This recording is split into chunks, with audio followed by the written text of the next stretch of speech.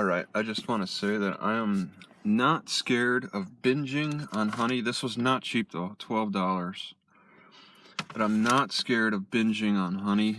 I don't do it a lot just because it gets me fat. And that's about the only side effect. It's not at all like consuming Parmesan cheese or sour cream. Okay. I'm not that scared of the low non-fat yogurts so much yet.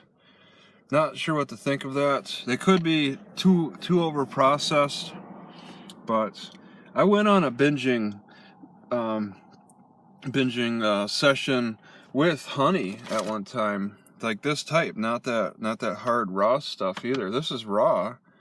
It gets they only heat it up to is like 120 degrees or something like that, just to prevent crystallization. And the bees do that in their hives. They heat it up, I believe. Heat it up and cool it down, dry it out. That's one way to dry it out, is just to heat it up, and heat it up and fan it. And I went on a big binge for, I'd say, a couple of months with honey. And one of the biggest side effects, I didn't get really fat so much. I said I get fat, but it started hurting my teeth. But I believe if I would have eaten more potatoes in response, that I wouldn't have suffered that nasty tooth pains. Those nasty tooth pains. All right, because I can eat a lot of raisins now with no problem. So that's why I'm bringing honey into my diet, because I've been eating more potatoes, so that prevents my teeth from hurting, and yeah, I can enjoy sugars more. And I'm doing this, I actually chose this because I looked up for heart problems, what they suggest. And honey was actually suggested, because I'm not liking this feeling, this after the sour, once again, the sour cream. I'm not liking the feeling that I'm lacking oxygen while breathing, and it comes every so often. It subsided a little bit when I had a bunch of cayenne pepper and ginger and various other things, but it seems like it's coming back. You know, herbs only last so long, so now I'm gonna just continue with my diet that kind of supports the heart, like prevents heart attacks and all that stuff. Okay, just because I guess I'm gonna need more time to get through this damage that I caused from sour cream. So frustrating. I hate it when I find something that I really do enjoy eating practically by itself, and then it does so much damage. All right, the honey, not so much. Honey's pretty good.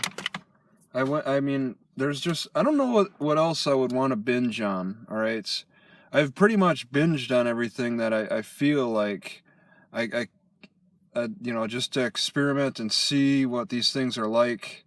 You know, if I were to just give in to my addiction to it, what's the side effect of that? And I get the most problems with over-processed foods, of course. You know, when I was a kid, eating candy, getting nasty sick afterwards. And as I get older, I try to focus more on things that appear to be healthy. Okay. I was hoping that sour cream would have been one of the health. I binged on cheese for a while, and then eventually started getting sick on that.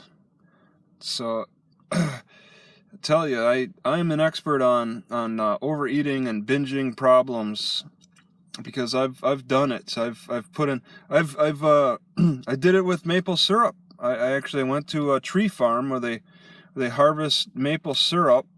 I actually got to drink the liquid before they even begin overheating it and dehydrating everything until it's a syrup, until it's an extract, pretty much. I drank the liquid, and that's extremely sweet.